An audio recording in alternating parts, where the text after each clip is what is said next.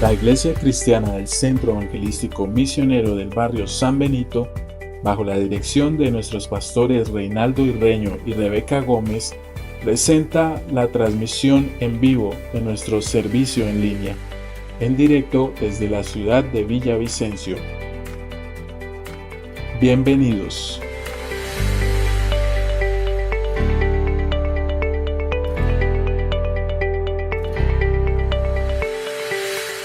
Mis hermanos, que la gracia del Señor siga sobreabundando de manera muy poderosa sobre cada uno de ustedes, en sus hogares, sus familias, al igual que es lo que rogamos a Dios aquí para nuestra familia, aquí desde nuestro hogar.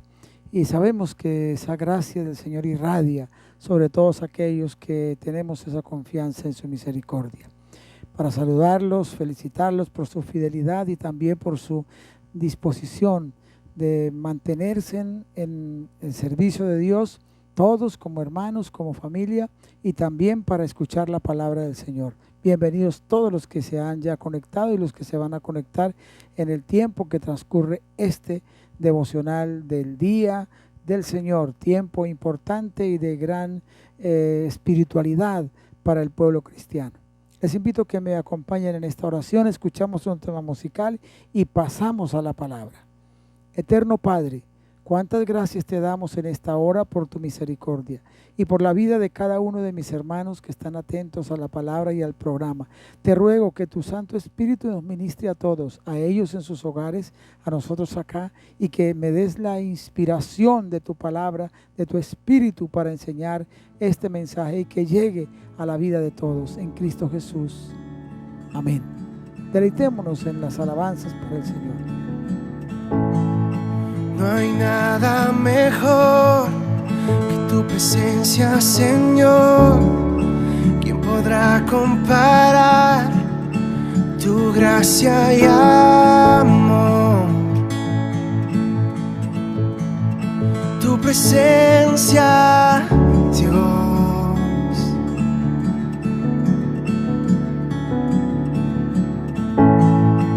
He podido sentir el más dulce amor, donde hay libertad y no hay condenación.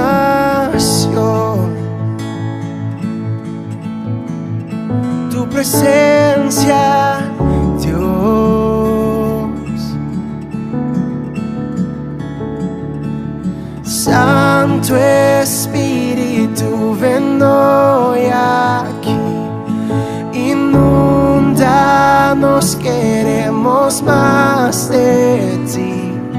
Tu gloria, Dios, hoy anhelamos ver.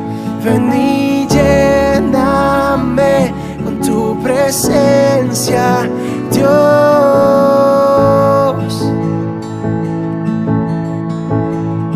Tu presencia,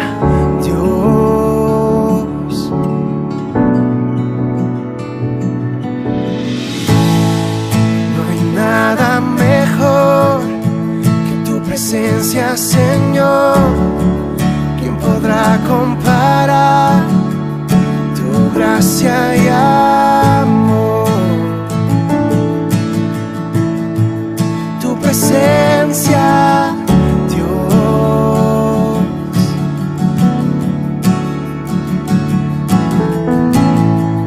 He podido sentir el más dulce amor, hay libertad y no hay condenación.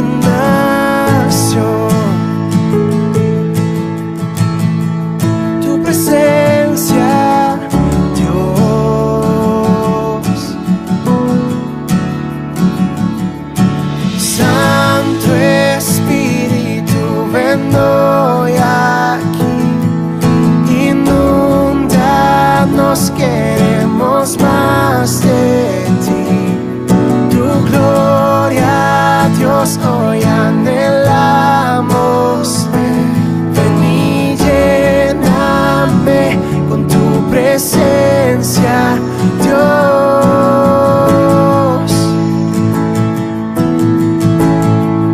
Tu presencia,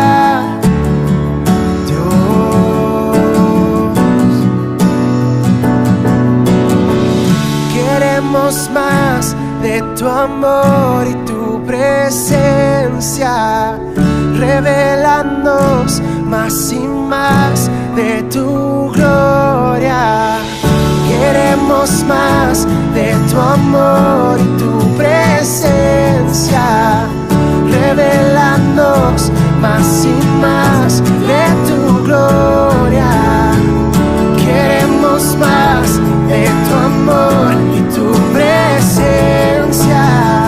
Revélanos más y más de tu gloria.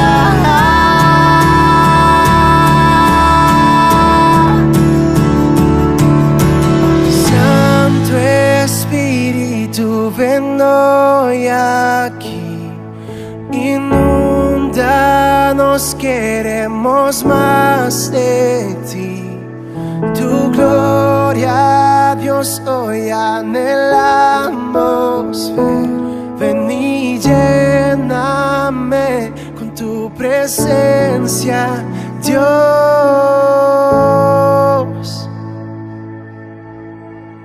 Tu presencia, Dios.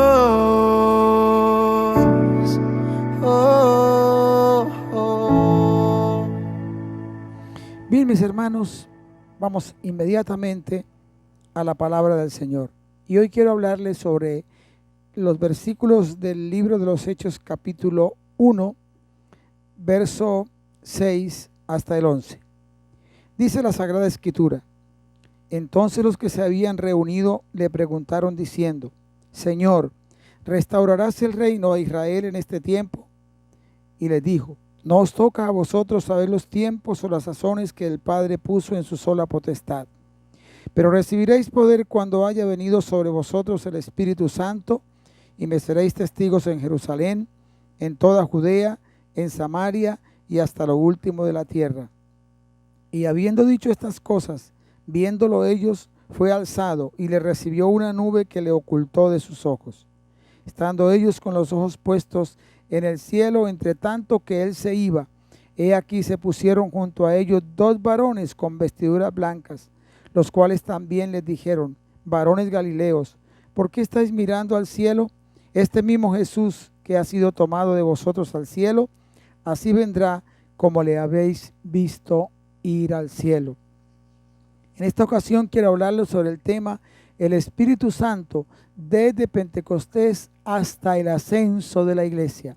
En estos versículos que hemos leído se encierra o se revela todo un panorama profético desde el mismo momento en que el Señor ascendió a los cielos, con el anuncio que dieron estos 2 seres angelicales, diciendo que el Señor también, como subió, así habría de regresar. Así que en ese tema, en ese pensamiento, vamos a estar meditando en esta ocasión en la palabra del Señor.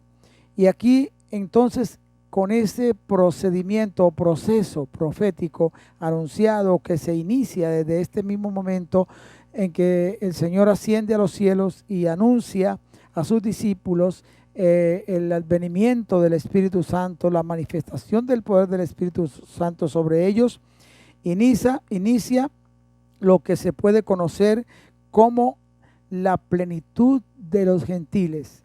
Hay 3 declaraciones bíblicas: el tiempo de los gentiles y la plenitud de los gentiles, que tiene que ver con el trato de Dios con toda la humanidad, y también la plenitud de los gentiles, el cumplimiento del tiempo profético para los gentiles. La pregunta que hacen los discípulos a Jesús es: ¿restaurarás al reino de Israel en este tiempo?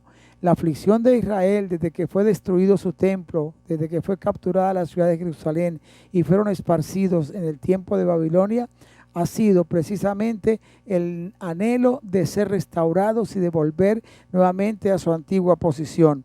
Esa esperanza la alimentaron y la han alimentado los judíos hasta el tiempo del Señor. Esa fue la razón por la que el grupo de discípulos que le siguieron estuvieron siempre expectantes y pensando que Él era el que habría de venir para restaurar a Israel. El Señor les había hablado a ellos de que su reino no era de este mundo, de tal manera que cuando el Señor, su Mesías, el Mesías, asciende a la cruz, es crucificado, toda la esperanza de ellos terminó. pero volvió a revivir y restauró esta visión y resucitó con ellos también la esperanza de la restauración de Israel con la resurrección del Señor Jesús. Nuestro Señor Jesucristo respondió a sus discípulos a esta pregunta: ¿restaurarás el reino de Israel en este tiempo? El Señor les dijo a ellos: no os toca a vosotros saber los tiempos o las sazones. Con dos palabras el Señor Jesucristo entregó a estos discípulos, a sus discípulos y a toda la iglesia, precisamente el proceso del tiempo en la parte profética para la restauración de Israel.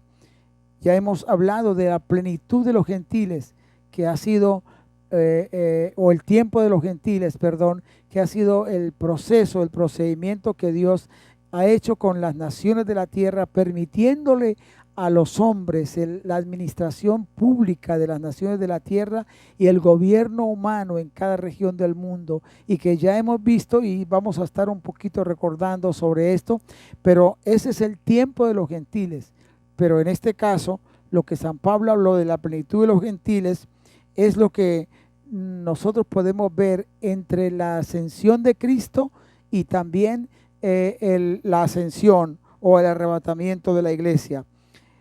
No os toca a vosotros, dijo Jesús, saber los tiempos o las sazones. Dos palabras, tiempos y sazones. Y dijo que están en la voluntad eterna del Padre.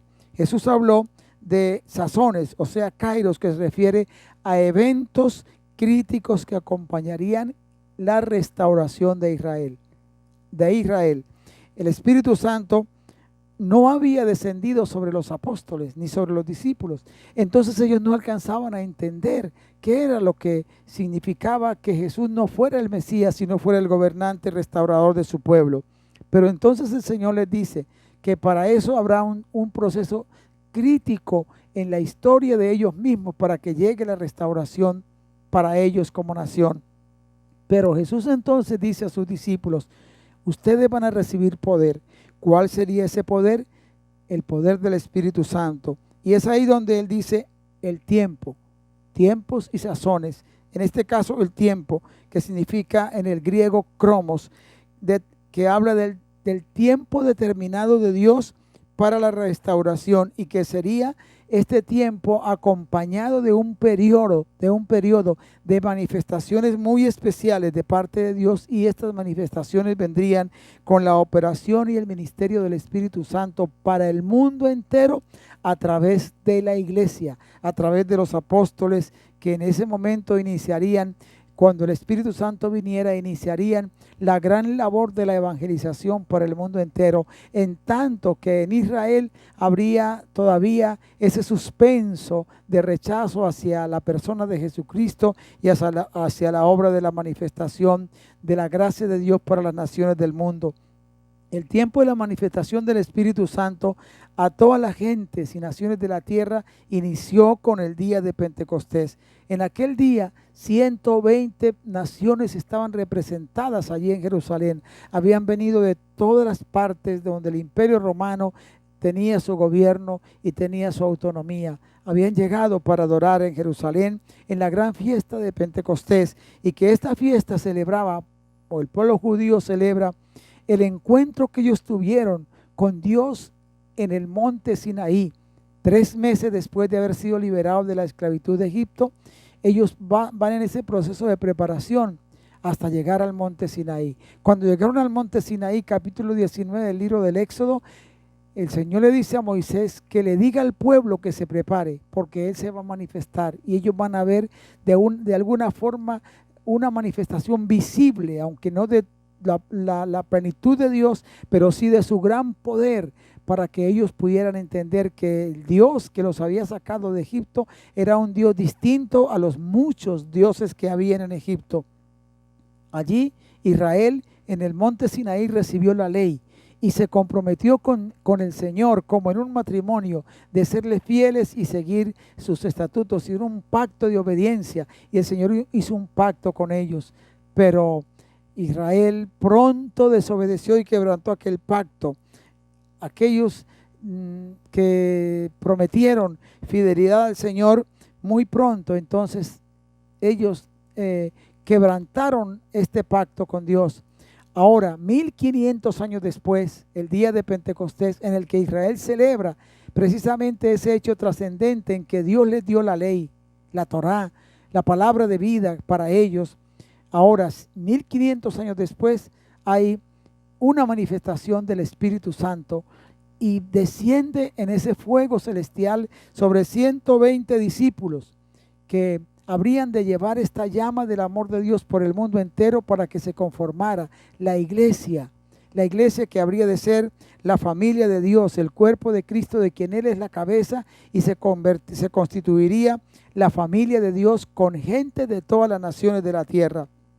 El apóstol Pablo en el concilio de Jerusalén, después de unos cuantos años, 15 o 16 años de labor misionera hacia las naciones gentiles, no procedente de Israel, y hay esta disputa en si habrán de aceptarse los gentiles en el seno de la iglesia judía o no. Y entonces el Espíritu del Señor ministra allí en el aposento, en Jerusalén, en el concilio de Jerusalén, capítulo 15 al libro de los Hechos. Y en ese gran momento en que hay representación de los ministros y de la iglesia, Pablo viene con Bernabé o Bernabé con Pablo a darle informe a la iglesia de su labor misionera, su primer viaje misionero. Y allí entonces Pedro, por el Espíritu Santo, dice que Dios visitó a los gentiles por primera vez cuando él fue a casa de Cornelio, y que con esto concuerdan las palabras de los profetas, como está escrito: después de esto volveré y reedificaré el tabernáculo de David que está caído, y repararé sus ruinas, y lo volveré a levantar, para que el resto de los hombres busque al Señor. El resto de los hombres se refiere a los gentiles, y todos los gentiles sobre los que es invocado mi nombre, dice el Señor. Indica que los gentiles habrían de invocar en un momento dado el nombre del Señor. ¿Y cómo lo podrían invocar? Cuando les fuera anunciado, porque Israel no hizo esa labor misionera. Los israelitas, cuando fueron esparcidos, se reunieron o se establecieron en barrios que eran exclusivos de ellos, y muy poco hablaron o predicaron o proclamaron el mensaje del Dios verdadero. Entonces, la plenitud de los gentiles inicia también cuando viene o se da inicio el tiempo de los gentiles. Dos cosas distintas: el tiempo de los gentiles, que es el tiempo en el que el mundo habría de estar regido directamente por potencias mundiales en el orden político, jurídico y también social y económico. Ese tiempo comienza cuando Nabucodonosor destruye Jerusalén y Israel pierde su autonomía. Ahí inicia el tiempo de los gentiles, pero también se prepara el tiempo para la plenitud de los gentiles, que habría de ser precisamente con la manifestación del Salvador. Esto es la oportunidad que Dios le ha dado al mundo de cooperar con Él en sus proyectos y en sus planes espirituales y de amor. El apóstol Pablo expone esto en el capítulo 2 del libro de los Efesios, verso 13 al 22, donde dice que los gentiles en otro tiempo andaban sin ley, sin Dios, alejados de la ciudadanía de Dios, pero que el Señor vino para reconciliarlos y de los dos pueblos hacer uno solo. La palabra plenitud en la Biblia habla de estar lleno, de estar completo, de terminarse un proyecto, un propósito, de tal manera que el tiempo de la plenitud de los gentiles, como ya he dicho, comenzó a correr cuando fueron establecidos los gobiernos gentiles sobre el mismo Israel. Desde allí, porque antes hubieron naciones poderosas en el mundo, como fue Asiria, Egipto y otras civilizaciones que gobernaron el mundo de aquel tiempo, pero desde el comienzo del tiempo de los gentiles se visionó todo ese proyecto de Dios para la plenitud de los gentiles. ¿Cómo se visionó? Babilonia, el rey de Babilonia tuvo la visión de un gobierno mundial y trabajó por este propósito. Todo eso iba caminando para la plenitud de los gentiles. Media y Persia proyectó entonces un aspecto, vamos a decir que ecuménico, con todos sus dioses y sus creencias y su religión. Se unió todas las demás religiones de Babilonia y también de Persia, respetando al pueblo judío, permitiéndoles regresar a construir el templo y también a volver a poblar su propia tierra, dando de esta manera honor o expresando algún respeto al Dios de los hebreos, de tal forma que Media y Persia o Persia unió el pensamiento religioso de aquel momento. Pero cuando viene Grecia, en cabeza de Alejandro el gran conquistador, transportó las artes, la ciencia y la filosofía, y estableció el idioma griego como idioma universal. Todo su imperio debía, como ley, leer, escribir y hablar griego. Esto no imaginó este gran hombre que estaba con esto, Dios preparando precisamente a la humanidad para que se cumpliera la plenitud de los gentiles. Tengamos en cuenta, una cosa es el tiempo de los gentiles y otro es la plenitud de los gentiles y otro es el cumplimiento del tiempo, que en las palabras de Pablo en capítulo 4 de los Gálatas dice, cuando vino la plenitud del tiempo, dice la antigua versión. Esta versión de los 60 dice, cuando vino el cumplimiento del tiempo. Ahí hay tres expresiones supremamente importantes de conocer en la cronología bíblica y en la exposición bíblica para poder saber, como dijeron los discípulos, restaurarás el reino de Israel en este tiempo, para tener seguridad de esto que ha sido anunciado. Naturalmente que fechas exactas no las dio el Señor. ¿Por qué? Porque esta vivencia de la vida cristiana es una vida de fe y los creyentes tenemos que aprender a vivir de acuerdo a la relación de la palabra en esa esperanza expectante de que todo el cumplimiento bíblico está en acción y que la iglesia está camino precisamente a ascender, a su ascensión. Entonces Alejandro une al mundo en esta manera con el idioma, de tal manera que él no fue solo un conquistador militar y político hábil por la gracia de Dios y también por la dirección de Dios, también fue el organizador de una vasta cultura que unió a las naciones en una sola civilización. La unión cultural entre Oriente y Occidente llegó a llamarse el helenismo. Y aunque Alejandro murió muy joven, su herencia quedó para el mundo entero. Hasta hoy todavía la herencia de Alejandro en unir a las naciones en el arte, la filosofía, la ciencia y también el idioma, que permitió que en ese idioma se escribiera el Nuevo Testamento como el idioma hebreo, un idioma imposible de adulterar. Pero ahora viene el Imperio Romano y el Imperio Romano fundamenta su poder, como dije en otra ocasión, uniendo todas estas culturas en una sola. El gesto, vamos a decir, o la visión babilónica de una sola nación con un gobierno mundial, los persas en el aspecto religioso y también Alejandro con su aspecto cultural, une al mundo de su momento y entonces el Imperio Romano se extiende desde el Nilo en África hasta las orillas de del río Teine, cerca de Escocia, desde los estrechos de Gibraltar hasta la meseta de Irán. Los romanos eran, por lo tanto, los dueños militares y políticos del mundo.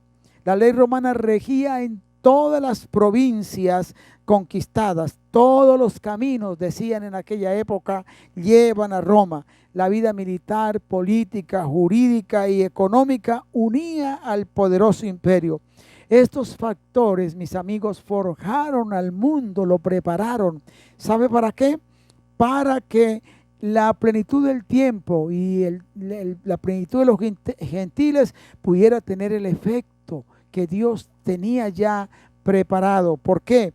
Porque por estos caminos, con este idioma, con esta cultura, con toda esta unidad del mundo en su momento, entonces los mensajeros del Evangelio, los mensajeros de Jesucristo podían llegar a cumplir el gran propósito de la evangelización del mundo. El programa de Dios está aquí en el capítulo 1 de Hechos de los Apóstoles para la iglesia, el programa de Dios para que la iglesia ejecute con visión del mundo entero. Los pueblos gentiles estaban, como dice Efesios capítulo 2, quiero leer esta porción para que tengamos un poco más de claridad. En el capítulo 2 del libro de los Efesios, el apóstol dice: en aquel tiempo estabais sin Cristo, alejados de la ciudadanía de Israel y ajenos a los pactos de la promesa, sin esperanza y sin Dios en el mundo. Pero ahora en Cristo Jesús, vosotros que en otro tiempo estabais lejos, habéis sido hechos cercanos por la sangre de Cristo. Porque Él es nuestra paz, que de ambos pueblos hizo uno, derribando la pared intermedia de separación, aboliendo en su carne las enemistades, la ley de los mandamientos expresados en ordenanzas, para crear en sí mismo de los dos un solo y nuevo hombre, haciendo la paz, y mediante la cruz reconciliar con Dios a ambos en un solo cuerpo, matando en ella las enemistades. Y vino y anunció las buenas nuevas de paz a vosotros que estabais lejos y a los que estaban cerca, porque por medio de él, los unos y los otros, tenemos entrada por un mismo espíritu al Padre. Así que ya no sois extranjeros ni advenedizos, sino conciudadanos de los santos y miembros de la familia de Dios, edificados sobre el fundamento de los apóstoles y profetas, siendo la principal piedra del ángulo Jesucristo mismo, en quien todo el edificio bien coordinado va creciendo para ser un templo santo en el Señor, en quien vosotros también sois juntamente edificados para morada de Dios en el Espíritu. Ahí está la exposición. El poder, el programa de la iglesia, conquistar a los pueblos del mundo para el evangelio de Jesucristo. En Mateo 4:16 y 12:21 se habla de la luz que habría de iluminar a los gentiles. Y en Mateo 12:21 dice que los gentiles habrían de esperar en el nombre del Señor. Esta es la plenitud de los gentiles, cuando los creyentes en Cristo habrían de llevar este mensaje de salvación a la humanidad entera. Esta salvación concebida en el corazón de Dios fue anunciada por profetas antiguos y fue también ganada por Cristo en la cruz del Calvario. Así que entonces ahora el plan estaba preparado para enviarlo al mundo entero. ¿Cómo habría de ser efectivo? Jesús lo dijo. No os toca a vosotros saber los tiempos o las sazones. Esto Dios lo tiene determinado en su momento, con ciertos hechos trascendentes también y en algunos momentos críticos para que se pueda cumplir la gran restauración de Israel. Pero recibiréis poder cuando haya venido sobre vosotros el Espíritu Santo, y me seréis testigos en Jerusalén, en Judea, en Samaria y hasta lo último de la tierra. Ahí está entonces que hallamos el poder con el que aquellos creyentes habrían de llevar este mensaje, y también el plan del Señor que debía ser ejecutado por la iglesia.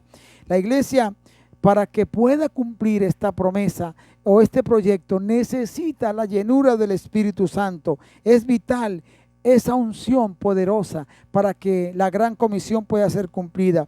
El Espíritu Santo en la iglesia la capacita de una manera muy especial, primero que todo para amar a Cristo y amar la visión y la comisión que le ha sido encomendada, vivir en santidad, guardar la doctrina, principalmente toda la doctrina, exaltando la deidad del Señor Jesucristo y la unidad del único Dios verdadero, romper cerrojos de maldad, derribar puertas de incertidumbre, desatar yugos de esclavitud, destruir culturas de maldad, echar fuera las tinieblas de la ignorancia, someter los poderes satánicos y demoníacos y al infierno, resistir a Satanás, sanar enfermos, libertar cautivos, establecer el reino de Dios, convencer al pecador de la necesidad de arrepentirse, de recibir a Jesucristo y también obtener el don del arrepentimiento para que pueda entonces de esta manera unirse a la cultura de Dios y hacerse partícipe de la ciudadanía celestial, de la ciudadanía del reino de Dios.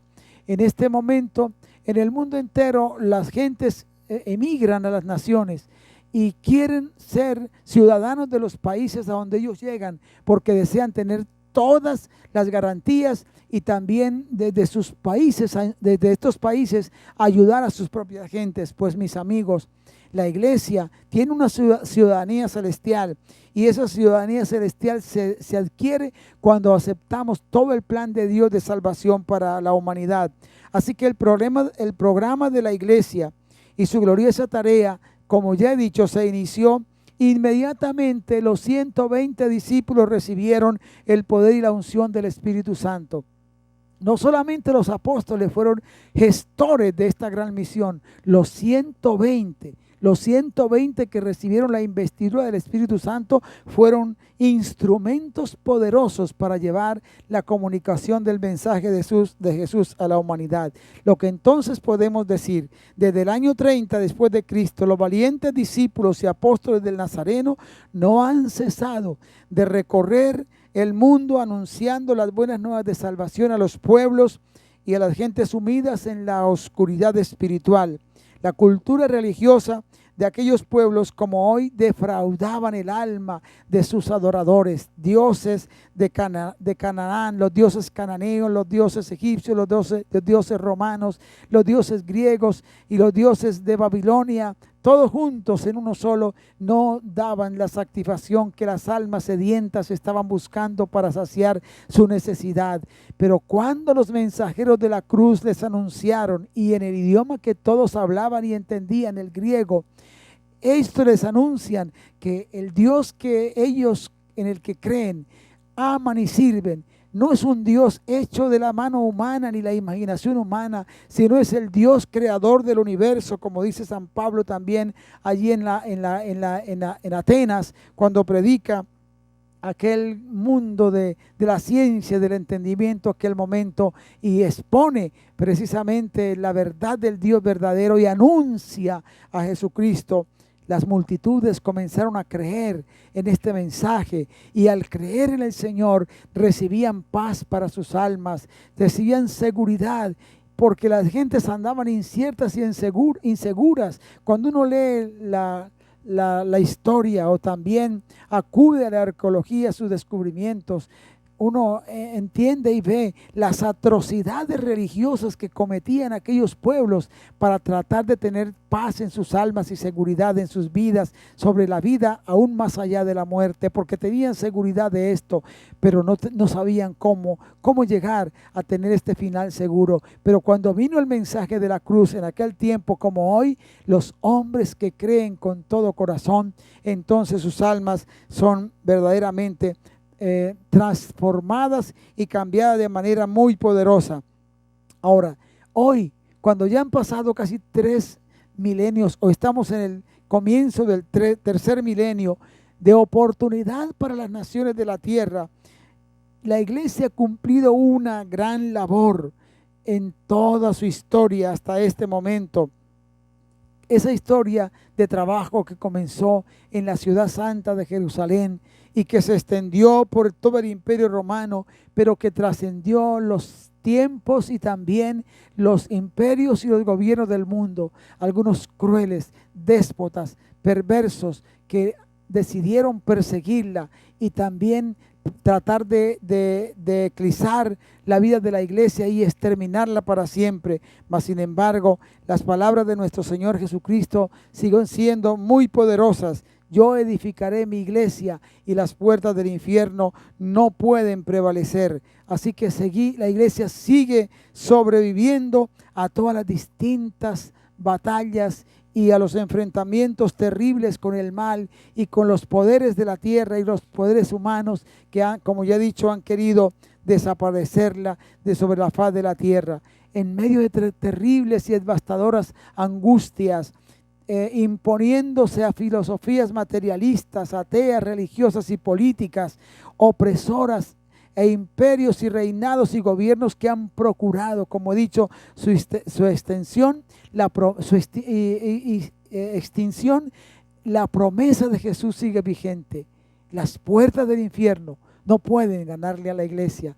Están sometidos los poderes del infierno debajo de los pies de la iglesia, debajo de los pies de los mensajeros de la cruz. Ahora, no podemos ignorar que en medio de todo este mundo de oscuridad también hay peligro para la iglesia. La iglesia sigue viva. El proyecto del Señor sigue adelante, iniciado por los apóstoles, pero luego seguido por las multitudes y millones que en el mundo no han cesado de anunciar esta palabra. Dios nos permite a usted y a mí ser parte de este pueblo, y estamos aquí precisamente al pensar y celebrar el gran hecho trascendente del advenimiento del Espíritu Santo, aquel día de Pentecostés, como digo, en que Israel celebra el que recibieron la ley, en que Dios les habló desde el monte Sinaí, no quiere decir que la ley ha sido abolida, la ley moral no ha sido abolida, siguen los 10 mandamientos vigentes. Jesús no vino a quebrantar esta ley, la cumplió, y él mismo en el capítulo 5, 6 y 7 de Mateo expone precisamente que los principios del reino están ahí, y está todos esos 10 mandamientos explicados y enseñados por nuestro Señor Jesucristo. Ahora, la iglesia en este mundo, en este momento, en este presente, ya he dicho, no podemos ignorar que atraviesa por uno de los momentos más peligrosos de su historia, en el que las filosofías materialistas, políticas y ateas, la globalización, la apostasía reinante en sectores que se llaman cristianos, pero que no hay esencia del evangelio verdadero en sus vidas, siguen combatiendo la vida de consagración, de santidad y sobre todo la vida de esperanza que ha guardado la iglesia precisamente en sus valores y en sus principios, que son lo que hacen la diferencia entre la religiosidad y el verdadero mensaje del Evangelio de Jesucristo. La iglesia verdadera, con esencia evangélica, fundamentada en el Evangelio, sigue firme en su labor, guardando su fe en Jesucristo y cumpliendo la tarea para que todos los pueblos y naciones de la tierra puedan recibir el mensaje de Cristo, conocer a Dios, amarle, adorarle y servirle y ser precisamente receptores de las grandes bondades y de las grandes promesas que el Señor ha hecho para la humanidad que cree en Jesucristo y espera en esta gran promesa. Al presente, los 120 países reconocidos por la ONU como países soberanos tienen testigos del Señor Jesucristo. En algunos de ellos ocultos. En secreto creen en Jesús, le aman y le adoran. No se pueden manifestar por la persecución política contra Cristo, contra la Biblia, contra el Evangelio y contra la iglesia. Y como vimos en otro tema de estos, la misma religión no bíblica, no sagrada, no escritural, sino esa religión que siguió los dogmas y siguió el pensamiento humano y siguió la tradición humana, que distorsionó el mensaje de Cristo y lo volvió una política guerrerista, violenta y criminal, desató odio contra el testimonio de Cristo. Estaba en España en alguna ocasión en ese viaje que Dios me ha permitido por esos países, y fui a hacerme motilar, y sin saber estaba sentado en la silla de un caballero que era marroquí, y yo traté de hablarle del Señor y entendí que era musulmán y no hallaba de qué forma poder entrar en un diálogo con él, y al fin como que abrió su corazón y me comenzó a hacer preguntas y me dijo que si yo era de los cristianos del Vaticano y si creía en toda esa cosa. Yo le dije no, nosotros nuestra fe es precisamente conforme está en las Escrituras, desde Abraham en adelante hasta el Señor Jesucristo y los profetas, y Dios me dio la sabiduría para hablar y entendí que el pensamiento de ellos respecto al cristianismo es ese cristianismo que hay por el mundo entero, nominal, donde hay de todo y de toda clase de actitudes sucias y corruptas y violentas, pero el mensaje vivo del Evangelio es un mensaje de amor, de esperanza y de transformación. Pude explicarle la gran diferencia entre ser un cristiano netamente con base bíblica en esa función y en esa esencia evangélica como está en las Escrituras, como ser religioso de un grupo poderoso en el mundo que también se mezcla políticamente y que de Cristo en realidad no tienen sino el nombre, tienen nombre de que viven, pero no viven. Pero, mis amados hermanos, cuando los apóstoles estaban allí para mirar el ascenso de Cristo en gloria a la casa del Padre y se quedaron mirando hacia arriba, los seres angelicales trajeron para la iglesia representada en los discípulos este gran mensaje: varones galileos, ¿qué hacéis mirando al cielo? este mismo Jesús que habéis visto ir al cielo, así vendrá como le habéis visto ir al cielo. ¿Qué es lo que entonces podemos en este momento para terminar este tema y concluir esta enseñanza? Que hay tres cosas fundamentales en el texto sagrado para que podamos entender esto. El tiempo de los gentiles, que es el tiempo del poder político de las naciones de la tierra, ya lo hemos dicho, desde Babilonia hasta el Imperio Romano, y el último gobernante atroz que habrá de manifestarse, que ya debe estar preparado, porque todo esto está preparado, el escenario está preparado. Eso es el tiempo de los gentiles. La plenitud del tiempo se refería al momento preciso en el que habría de nacer nuestro Señor Jesucristo, porque cuando vino la plenitud del tiempo, Dios envió a su Hijo nacido de mujer. La versión del 60 dice cuando vino el cumplimiento del tiempo, que es lo mismo. Pero luego dice la plenitud de los gentiles, o sea, el tiempo de oportunidad para que las naciones de la tierra fueran cobijadas y guardadas con el mensaje de salvación y tuviesen la puerta abierta y el acceso al Señor. Estamos en ese tiempo, desde el día de Pentecostés hasta hoy, y han sucedido cosas terribles en la humanidad, pero se está acelerando el tiempo de culminarse todo. ¿Cuándo terminará todo? Una y otra cosa. El tiempo de los gentiles y la plenitud de los gentiles cuando nuestro Señor Jesucristo venga. Pero en ese venir del Señor tiene que suceder un acontecimiento extraordinario: la ascensión de Cristo a los cielos. La ascensión de la iglesia a los cielos. Tal como nuestro Señor Jesucristo ascendió, así también la iglesia va a ascender. Ese es otro tema que estamos preparando para entregarlo muy próximamente. Así que, mis hermanos, el escenario está listo. Las naciones del mundo están unidas para recibir y aceptar al más cruel y despiadado gobernante mundial que sembrará odio y tragedia en toda la humanidad, sobre todo los habitantes de la tierra. Como consecuencia de la humanidad haber rechazado a Jesucristo y el mensaje de paz, entonces tendrá un tiempo turbulento como no se ha visto jamás.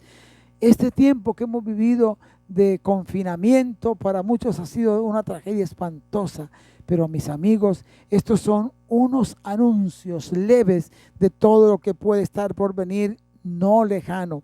Nuestro deber y responsabilidad entonces es seguir las huellas del Señor Jesucristo como lo hicieron sus fieles testigos desde el día de Pentecostés. Seguir esa huella, seguir anunciando esta verdad, proclamando este mensaje, ganando almas para el Señor Jesucristo. Porque el último mensaje de Cristo a su iglesia en Apocalipsis capítulo 3, 11 y 22, 7 dice: He aquí yo vengo pronto. Retén lo que tienes para que ninguno tome tu corona. Bienaventurado el que guarda las palabras de la profecía de este libro.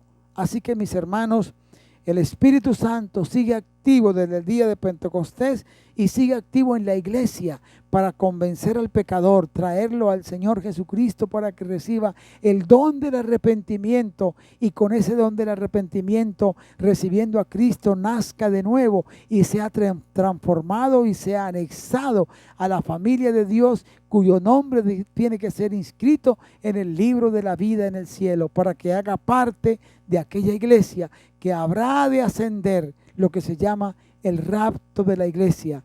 Eso es, en eso culminará la plenitud de los gentiles.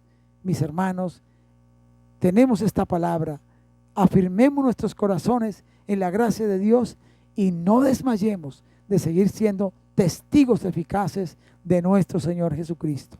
Inclina tu rostro y ora conmigo. Gracias te damos, Padre, porque hoy podemos celebrar ese hecho trascendente y maravilloso de la resurrección de Cristo y su ascensión. Pero también darte gracias porque enviaste al Espíritu Santo el día de Pentecostés y desde aquel día hasta hoy. Gracias, Padre, porque tu iglesia está dando testimonio al mundo y hoy somos parte de esos testigos tuyos que a los corazones y convéncelos de que te necesitan. Salva las almas, sana enfermos, libera cautivos, Señor, y compadécete de este mundo que está en angustia y aflicción.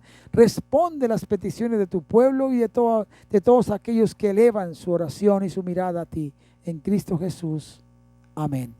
Mis hermanos, Dios me los bendiga. Muchas gracias por estar juntos y seguimos adelante.